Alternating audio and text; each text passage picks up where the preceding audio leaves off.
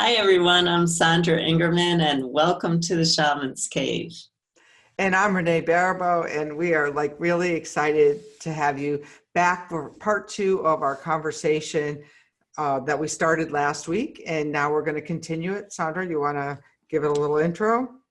Yeah, so in the talk that we had last week, what we were talking about was that actually from a shamanic and a quantum physics point of view, there's only abundance. We're actually living on a planet of abundance.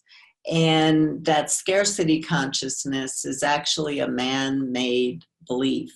And we're doing a really good job of manifesting that man-made belief because there is a lot of scarcity in the world right now.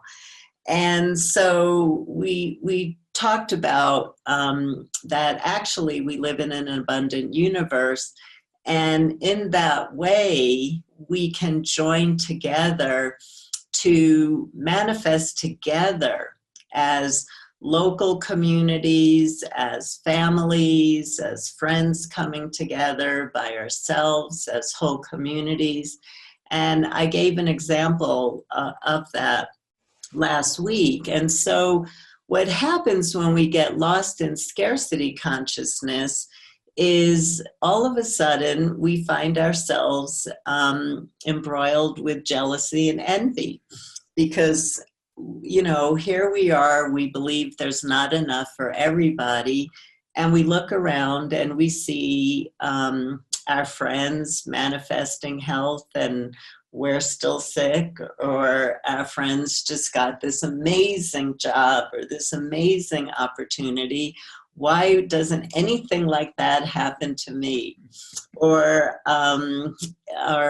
my family loves to come together and just support each other. Oh, I have a family that hates each other. We don't talk to each other.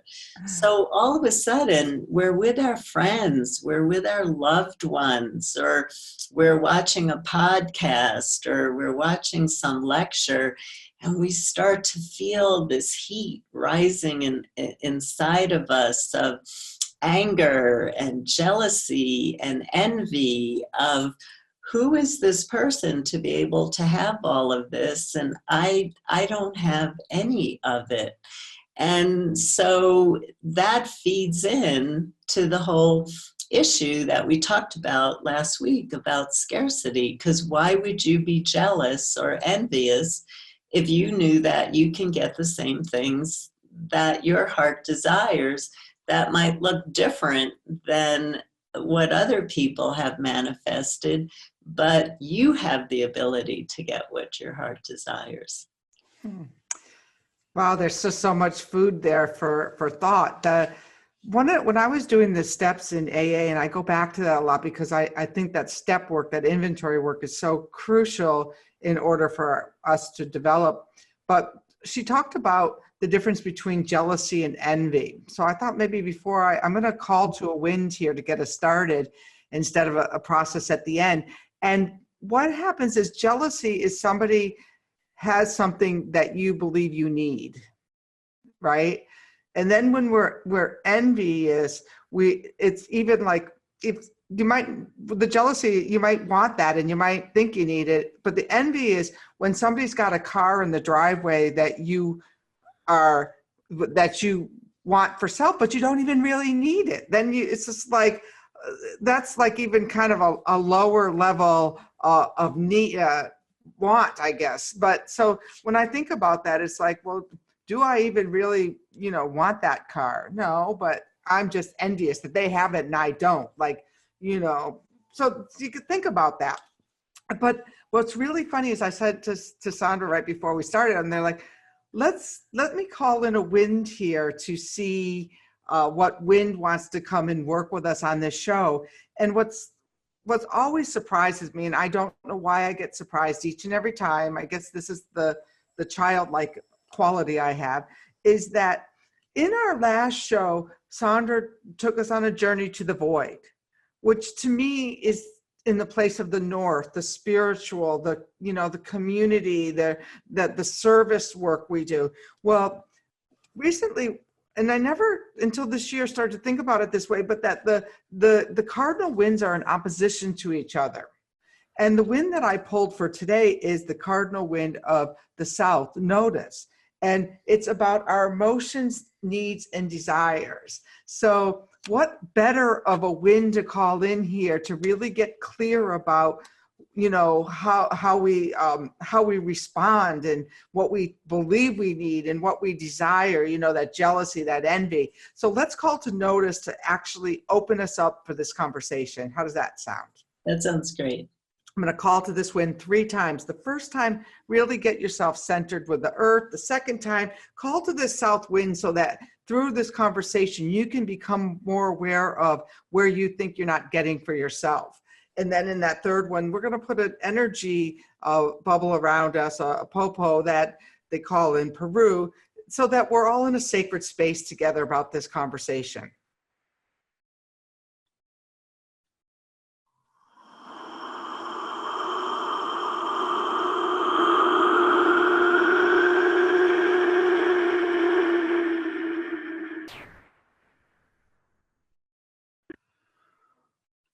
Call to notice the south wind.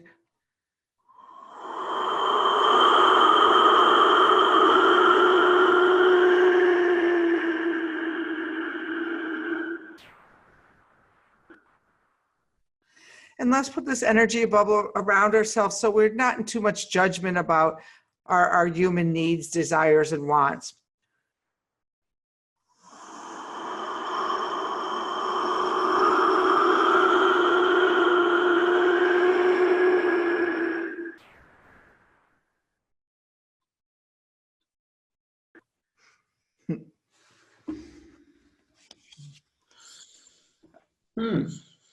I went very far away during that.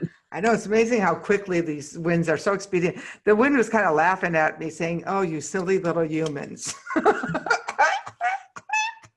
With your silly little wants and desires and things that you really think that you need that other people have that you don't have, and all of this, like how petty we are. Yeah, that's true. Well, the other night, I'm a dreamer, and I also have a lot of visions at night. And the other night I got this really interesting message, and I'm still working on it. I don't even know if I can share it very well, but I'll do the best I can because I think it's important for all of us, is even though our heads are in our ego, in our personality, and we think we're not doing our work, our soul is always doing the work, always doing the work. So never question that you're not doing the work, because you are always doing the work. No matter what role you're playing, you're still doing the work. So, and the reason I'm bringing that up is because the wind is part of the ancient ones who are like, God, you guys are getting so stuck in these little meaningless things, and you're not here long enough to be worrying about all of this. Just live your life. That's funny. I always say there's 2 kinds of people having a spiritual experience: those who know it and those who don't. I love it. So one of the things that I was talking to Renee about before we decided on doing this show is this is kind of a controversial topic, and I'm sorry if I trigger anybody, but from a shamanic point of view, it's the truth. And so we all have to do some work around this. Every one of us has to do some work around this. Is in shamanism, we talk about soul loss. Soul loss happens to us when we experience a trauma in our life, a physical, spiritual, emotional trauma in our life. And it's the way our psyche survives pain. But on another aspect that is understood in all shamanic communities is that as human beings, because of our ego and because of what we feel we need, we oftentimes reach out to take somebody else's soul. And so a real clear example of this is with therapists or doctors or lawyers or waitresses or anybody in a helping profession. You know that when you're with somebody who is dealing with some really big issues, all of a sudden you're listening to them, and for no reason whatsoever, you feel like you're going to pass out. You're that exhausted, and you weren't exhausted when you came in. And what happens is another person is seeing your brightness, is seeing your energy, and if I could just have some of that for me. And in shamanism, this is a very big topic, and I'm only, I am touching on a second of it. We could do another show on it, but when this happens, it's called soul stealing. And it's something that we were trained to do as kids. And so in my soul retrieval trainings, one of the exercises I teach my practitioners to do with their clients is to look at whose soul they've stolen and how to release it back to the universe, not back to the person, because the person might not be ready for it, but back to the universe where the universe can take care of it.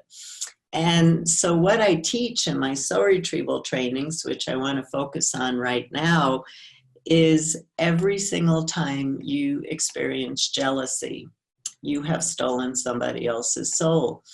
And so some of the examples I give in my workshops before people do this journey is, and this is where the journey becomes so surprising, is you're sitting on the bus and you see this beautiful woman in a red sweater, and all of a sudden your envy, you start projecting what a wonderful life she has, how beautiful she is, how beautiful she looks, and you don't even realize it. You took this person's soul. Or it's amazing how many people in their journeys, their helping spirit show them how when they were on the school bus, they took the soul of the children that they were envious of or jealous of. We see soul stealing in families all the time between siblings because of the jealousy and envy issues. And so my students get so mad at me when I talk about this because how do you return the soul of somebody that you're jealous of, and, how could you say, that every time I'm jealous of somebody, I'm stealing a part of their essence? But when you go into an altered state, which is the role of a shaman, you can actually see how when a person is sending out that emotion, that energy of jealousy, they're also grabbing that soul for them. The misunderstanding is that we can't use another person's soul for ourselves. So we've hurt them because we've taken away some of their vital energy. And now we're burdened with unusable energy because we can't use somebody else's soul. And so what I train people with is if you're feeling jealous of somebody, you now need to do a ceremony to release their soul back to the universe so that you're free and that the universe can give them back their soul at the appropriate time. Well, so many different instances came up with times that I was a little envious or jealousy. And also another part of that for me is that I was working with a client who was dying, and she just did not want to die, to the tune of, she had plenty of money to keep paying healers. But what I realized a couple days before she died was that she was stealing our souls. Mm-hmm. Like I was doing this meditation and all of a sudden I could see the feeding tube where, as healers, and we have to be especially careful of this is another form of this in reverse, is that we want our clients to heal so much that we're just so willing to give them parts of our souls that they can just boom, attach on and, suck it. And so, it really, it requires being absolutely ethical in what you give and what you take, and that you get out of this place where you even think that you were doing any of the healing work at all, because that's when you get into it at all. But I had to say no more. And I had to cut a serious cord that was going to me. And I think, you know, over the years, I mean, I definitely, where I was, you know, wanting for myself things that other people had, I can see that. And there must be a part of that soul stealing, like that. If I used to have a friend come into the room and my light would squash because, you know, I didn't want to shine too bright. That's like another way of having your soul stolen, like that, like you'd squash down so that somebody else feels okay. Right. And so it's so cunning and so baffling how this all works. I mean, you know, how do you just stay clean and in your own presence? Yeah, you know, it's really tricky because as human beings, we project. That's what we do. And so we project onto teachers that they have something that we don't have. We project onto people who look healthy and successful, who look good. You know, I believe everybody looks good because we're unique beings, but society has planted this craziness in us. You know, all the things that our culture becomes jealous of, you know that. But what's happening during these times is you actually have no idea of how that person that you think has the perfect life that you want is suffering. You have no idea how much they're suffering. Like, there's nobody on the planet who should want my life. There should be not one person on the planet who should want my life, because what the spirits put me through to be able to teach has been a life of pain, because that's what shamanism is about. If you step into the public arena, the spirits just keep breaking you down, just keep breaking you down throughout your entire life. But the point I'm trying to make is people there, I'm sure there's some of you out there who think, wow, you know, Sandra has this great life. She has these spirits.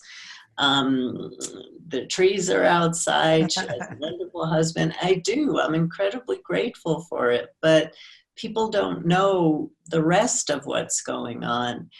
And I'm not saying this to say, oh, you poor thing. I'm saying this as an example. We have no idea what's going on in another person's life. And so 100% of the time that we're feeling jealous and envious is an illusionary projection that we just happen to put onto another person. And then we can actually create some harm for them from, ooh, if I could just have some of your essence, if I could, like Renee was saying, if I could just have some of your light. But then you end up with unusable energy and you ended up disempowering that other person. And so I know people don't like to hear the words that whenever you're jealous or envious, you're actually taking a piece of somebody's soul. But from a shamanic point of view, it is true. And those of you who have strong journey practices, you can investigate this. You can actually go on a journey with intention to look at how this happens and to look at whose souls you've taken. So for those of you who do journey and you can see whose souls you've taken through jealousy and envy, we're just talking about jealousy and envy right now. There's a lot of ways where either we take somebody's soul or somebody gives their soul to us. That's a whole different conversation. If you do a journey to look at whose soul you might have taken out of jealousy and envy, and ask for a very simple ritual that you can do, something like breaking a stick or or taking a rock and blowing the connection in and sending it to the water, but always asking that that person's soul goes back to the universe and not to the person directly. For those of you who don't journey, do a meditation, put on some nice music. I get so much. Half of what I teach comes from when I'm drinking tea in the morning. It's my richest time of work. It's where I download my best information, and download it at times that work for you while you're washing dishes, taking a walk, sitting in nature, sitting and meditating, and ask whose soul you might have stolen through being jealous or envious. Even if you don't get the right one, it doesn't matter. The universe takes this as you're ready to heal this situation, and they'll help to work with you as your greatest ally. And then again, just perform a very simple ceremony. Write their name down, put it in the fire with love of, I release your soul back to you. I'm so sorry. I wish you a good life. I wish me a good life. We're all one. And you can blow bubbles into the air, releasing, letting the wind help to bring the soul to the power of the universe, or using earth or using water, as I already described.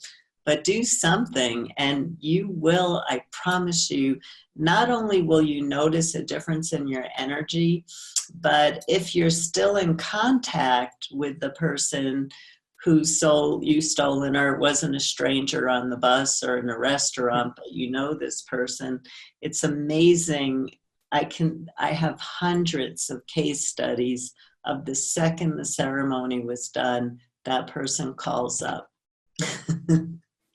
That's awesome. You know, that's funny because I don't know if I mentioned this story. I was over in Cape Cod, and I don't know why I was talking about somebody who had been in my life as a child. And I was just, it was a traumatic thing that I built this whole other world around, never really realizing the person was just a couple years older than me. And as soon as I let the cat out of the bag, so to speak, I got an email on Facebook from this stranger after 55 years saying, "Are you so-and-so?" And I was like, I'm always surprised, but there is no surprises. And you're absolutely right. So why don't we make a commitment to do this? It's a good time of the year to really clean house before we get to the end of the year. Make a list to start with 10 people, write them down, do a little ceremony like Sandra just explained for each of them, and see what happens. And then, you know, a couple days later, why don't you share with us on the wall over at the Shamans Cave, or on the YouTube channel. A lot of people share there, and let us know how that shifted, how that lightened the load. And really, what Sandra says is we don't know. We don't walk in anyone else's shoes, so we really don't know what's going on in their life. We just know their Facebook personas. And trust me, if you knew what was going on below somebody's Facebook persona, you know, it would make you stop and pause. Absolutely. We're all here growing. We all have our wounds. What we have to learn how to do is to learn how to make contact with our own beauty and shine our presence in the world. And then all good things come to us, and the best thing is we feel good about ourselves, and we don't want anybody else's life. We just want ours, with all the blessings and all the challenges. We just want our life, and that's where we want to get to. And Renee talked about this on another show, but we have added a donate button. It was an idea from one of our beautiful listeners and subscribers, and we do have production costs for the show, and so if you're willing to help us out, please feel free to donate. It doesn't matter, small or large. And we did not do this show Renee and I did not cook up this show because we were trying to make money. So the donate button is not for us. The donate button is simply to help with some simple costs that we have. But we will, whether you donate or not, Renee and I are here. This is our passion. This is our love to come to you on a weekly basis. And Renee and I are absolutely in love with each other, and we love to do the show together. So don't feel an obligation. But if you feel in your heart that you would like to give, please do. And remember, we are doing this so that we can reach as many people as we can during these turbulent times. And I'm sure some of you are aware of the astrology of what's coming up in 2020. And this is a place where we can join together in safety as a loving community and work in unity together to hold our center, to hold our stability, and to ride the waves that are coming, knowing that they're actually bringing us to a beautiful place. So thank you, everybody. Thank you, Sandra. And I love spending our Saturdays, Sundays together.